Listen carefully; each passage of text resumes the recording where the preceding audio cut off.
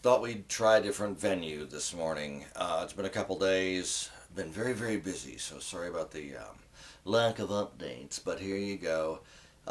This would be episode 6, officially. We'll call it episode 6.1 because I did, in fact, film an episode yesterday. I just never got around to putting it together bit by bit, putting it together, and getting it posted and so forth. Maybe it'll end up on the Director's Cut DVD someday. I don't know. But it is, what is it, the 6th of February, and we've got lots to talk about today, so that's good, and that's probably a good reason to save up a few days at a time to give us more to talk about, so that'll be fun. I got something in my email this morning that greatly amused me. This always does. If you look at this image, you'll see the 15 common words that are probably made up, and these are things that some of us use until they're pointed out to us if we have a brain, and then we stop. But I love the thing underneath it. The story below features the word positioned as part of the description of the story, but it's done in an out of context way. That positioned is in jeopardy. Oopsie. I love the irony. Yes. That wacky LinkedIn. That's a site I never ever use. Occasionally, once in a while, I'll go to LinkedIn, but not typically. So yeah, that story about PR needs to take a good hard look at itself. Speaking of PR, Applebee's is screwing the social media pooch in a big way. There's a story, I'm sure you've seen the story about the tip by the pastor. I won't go into the details. It's very interesting how this thing is blowing up for Applebee's. Apparently they decided to do some responding to posts on their Facebook wall, and it is not going well for them. Go to my Facebook wall. You will see a link to the story.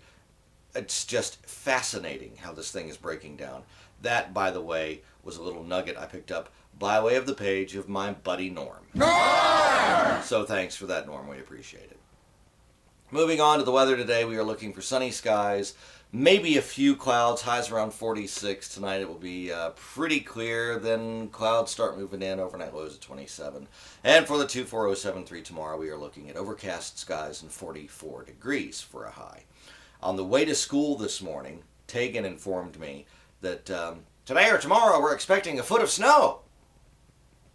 I see nothing about this in the forecast, although on WUVT last night I did hear that we are under some kind of a wacky winter weather warning for the next few days. I don't know if there's any truth to that or not, but I'll keep you posted if that's the case in a future edition. Maybe the one where I'm sitting here going, well, it snowed outside last night. We're all snowed in today. Everybody's asleep upstairs, so shh. I don't know. Whenever we get around to it. The itinerant great experiment is perhaps what we should start calling this thing. I discovered something new. Usually late at night, weeknights, I'll take the Kindle Fire, crawl in bed, fire up the Netflix and watch something. And since probably about the turn of this year, I started watching Once Upon a Time, the ABC show. It's in its second season now. It's good. I like it. Enjoy it. It's a little antiseptic at times, but there are times when the content is really not terribly kid-friendly. So I think there's a good balance to the show. I really dig it. But I'm done with it. I'm done with all the available free episodes online, and I don't want to do the whole, find free episodes of your favorite shows. No, I'm not into that. ABC does, on their website, do, see this week's episode or last week's episode. And yeah, I'm so far behind in season 2, I'm just going to have to wait for it. I could pay to see it on Amazon Prime. Not going to do it. I'll just wait. But I've found myself needing something to watch. And boy, did I ever. You want to know what this is? You know what this is? This is The Walking Dead Season 1. The complete first season.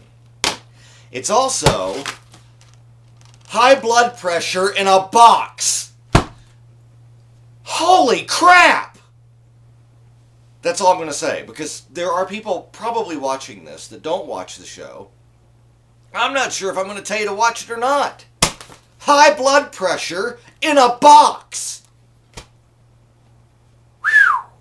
Thing is amazing. I'm not even gonna talk about it. I'm not even gonna, because, spoilers.